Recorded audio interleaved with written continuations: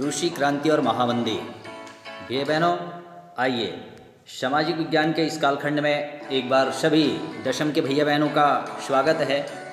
और आज हम लेनिन और अक्टूबर क्रांति इस पर चर्चा करते हैं। भैया बहनों, मैंने कल आपको बताया कि वहाँ का जार निकोलस, कहाँ की हम बात कर रहे थे, रूस में जार निकोलस एक निरंकुश शासक था।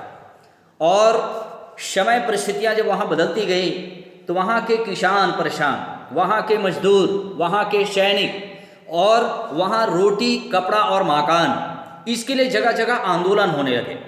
यहाँ तक मजदूरों ने अपना संगठन बना लिया। संगठन बना करके उन्होंने अपनी प्रतिनिधि चुने, जिसको वहाँ सोवियत नाम दिया गया। भैया बहनों, वही बात कल कारखानों में मजदूरों ने अपना सोवियत बनाया, वो भी अपने प्रतिनिधि चुने, उन्हीं को सोवियत कहा गया। फिर इस तरीके से वहाँ पर बड़े बड़े कल कारखानों में मजदूरों का संगठन बनने लगा और जगह जगह हड़तालें होने लगी।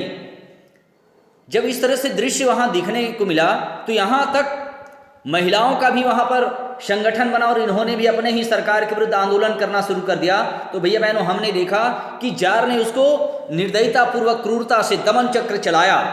पहले तो उन्होंने गोलियां चलवा दी, कई लोग उसमें अपने ही देश के लोग मारे गए। मगर आगे जाकर के आंदोलन, जब इसमें मजदूर, किसान और सैनिक तीनों शामिल हो गए तो भैया बहनों, उस समय सरकार ने इसको भी दबाने का प्रयास किया। मगर जार की आदेश को मानने के लिए जार के सैनिक, पुलिस और वहाँ के जो जितने कर्मचारी हैं उन्होंने भी इनकार कर दिया। परिणाम स्वरूप जार इस समय कमजोर पड़ने लगा।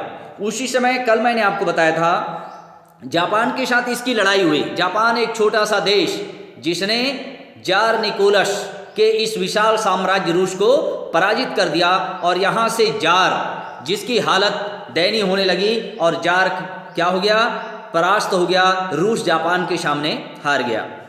भैया बहनों, पर लोगों का यह आक्रोश जब बढ़ता गया तो लोगों के आक्रोश को शांत करने के लिए जार ने क्या किया, वहाँ पर उसने एक संसद का गठन किया। कहा कि लोग चलिए, हम आपका भी प्रतिनिधित्व चाहेंगे। और वहाँ संसद बनाई गई और संसद का नाम जिसको क्या दिया गया, डूमा। उस संसद का नाम डूमा। अब उस संसद में, उस डूमा में जो भी निर्णय लिए जाते थे, मगर उसका अंतिम अधिकार, अंतिम निर्णय जार ही तय करता था। मतलब उसको मानना या ना मानना जार के ऊपर निर्धारित था। बैठकें बुलाना जार के ऊपर था, बैठक स्थगित करना जार के ऊपर निर्भर था। कहने के मतलब डूमा जैसा संसद बना तो सही, मगर इससे आम लोगों को कोई फायदा नहीं हुआ। भैया बहनों, फिर हम देखते हैं जार का गद्दी छोड़ना। यहाँ पर आज मैं बताने का प्रयास करूँ। यहाँ से देखते हैं पेट्रोग्राड, सोवियत और वहाँ के जन सामान्य के आक्रोश को देखते हुए डूमा ने जार से आग्रह किया कि वह गद्दी छोड़ दे और डूमा को नया मंत्रिमंडल गठित करने की अनुमति दे। जार की सेना में भी विद्रोह फैल गया, जिसे देखते हुए जार ने 2 मार्च 1917 इस तिथि को उन्होंने अपनी गद्दी त्याग दी। इस घटनाक्रम को फरवरी क्रांति का नाम दिया गया है। इसे फरवरी क्रांति के नाम से जानते हैं भैया बहन। किसने गद्दी छोड़ दी? जार ने। हालात क्या बने ध्यान में आया, वहां पर किसान, मजदूर, सैनिक सब के सब आंदोलन करने लगे और अपने ही सरकार के विरुद्ध जब खड़े हो गए तो वहां पर जार को अपनी अंत में गद्दी त्यागनी पड़ी। डूमा के मध्यम वर्गीय सदस्यों ने एक मंत्रिमंडल का गठन किया, जिसे अस्थायी सरकार का नाम दिया गया।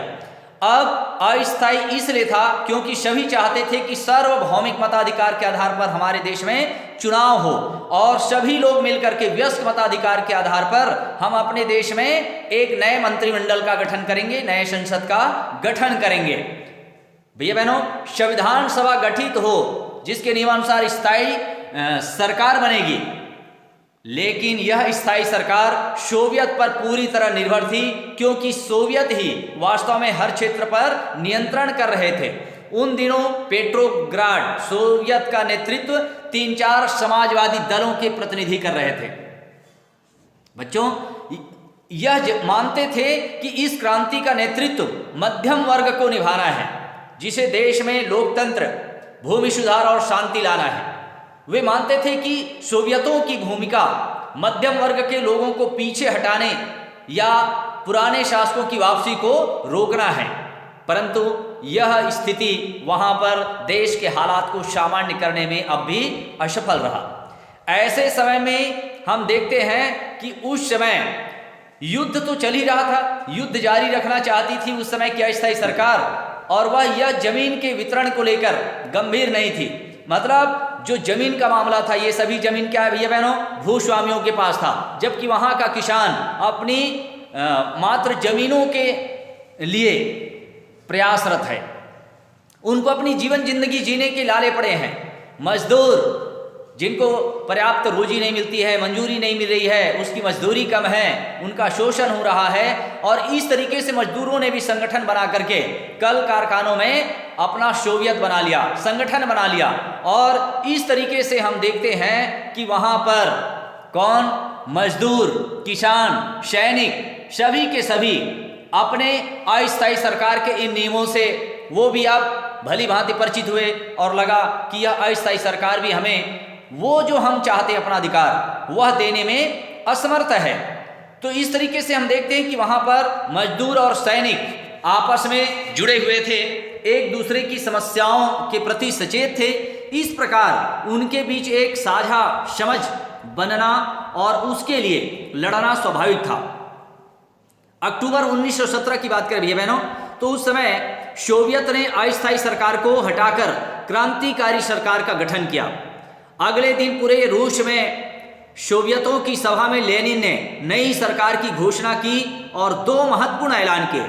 पहला था शांति संबंधित ऐलान, जिसमें युद्ध विराम, मतलब हम युद्ध नहीं करेंगे, युद्ध नहीं चाह रहे हम, और लोकतांत्रिक शांति की अपील की गई। और दूसरा था जमीन संबंधित ऐलान, जिसमें भूस्वामियों की जमीन को राष्ट्रीयकरण और किसानों को जमीन वितरण का निर्णय था। हर गांव के गरीब किसान की यहाँ पर समितियां बनी, और भैया बहनों उन समितियों में हम देखते हैं कि वहां भूस्वामियों की जमीन को आपस में बांटने का अधिकार दिया गया। दूसरी ओर कल कारखानों में मजदूरों की समितियों को कल कारखानों के संचालन में भागीदारी दी गई। चंद ही दिनों में हर जगह पुरानी प्रशासन व्यवस्था, नौकरशाह और पुलिस की जगह सोवियतों ने शासन व्यवस्था अपने हाथों में ले लिया। भैया बहनों, सोवियत शासन यह सुनिश्चित करने की कोशिश की कि सभी शहरवासियों को खाने के लिए रोटी और रहने के लिए आवास, मकान मिले। इसके साथ ही रूस ने ऐलान किया कि जारशाही के तहत जो भी राष्ट्र रूसी साम्राज्य द्वारा दबाए गए थे वे अब स्वतंत्र हैं और अपनी मर्जी से तय कर सकते हैं कि वह रूस के साथ रहना चाहते हैं या स्वतंत्र होना चाहते हैं। भैया बहनों, फिनलैंड, लिटवेनिया, इस्टोनिया, यूक्रेन जैसे देश इस प्रकार स्वतंत्र भी हुए। जहां तक विश्व युद्ध को समाप्त करने की बात थी, रूस की अपील के बावजूद कोई भी देश उस समय शांति समझौते का पक्षधर नहीं था। कोई भी देश शांति नहीं चाहता था। ऐसे में रूस ने जर्मनी से मार्च 1918 में एक समझौता करके युद्ध समाप्त कर लिया। उसने जर्मनी के साथ समझौता कर लिया। परंतु भैया बहनों, इस संधि के द्वारा रूस को बहुत अधिक जमीन जर्मनी को देनी पड़ी, तब जाकर के वह संधि के लिए तैयार हुआ। और इस तरीके से रूस ने अपने आप को इस युद्ध से अलग कर लिया। भैया बहनों, पर बात यहीं नहीं रुकी। 1918 से 1922 के बीच रूस के पुराने भूस्वामी और सेनापतियों ने नई सरकार के विरुद्ध गृह युद्ध छेड़ दिया। अब गृह युद्ध क्या है भैया बहनों? गृह युद्ध का मतलब होता है देश की जनता अपने ही सरकार के विरुद्ध लड़ने लगी। उन्हें ब्रिटेन, फ्रांस, अमेरिका आदि देशों का समर्थन भी मिला। इन देशों की सरकारें यूरोप में साम्यवादी विचारों के फैलने से घबराई हुई थी, लेकिन 1922 तक रूस की सरकार इन्हें हरा पाई।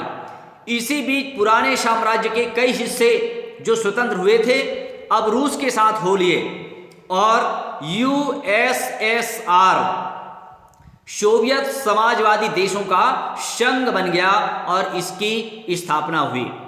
प्यारे भैया बहनों, हम देखते हैं कि आज दो विश्व युद्धों के बीच रूस में कैसे कैसे हालात बने।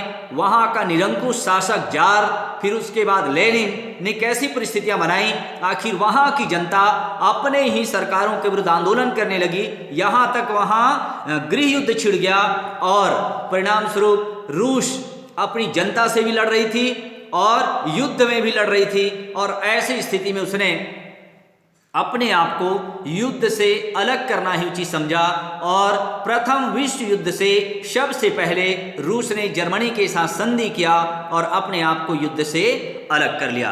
भैया बहनों, आज के कालखंड में इतना ही। कल हम स्टालिन और वहां के औद्योगिकरण इस पर चर्चा करेंगे। धन्यवाद।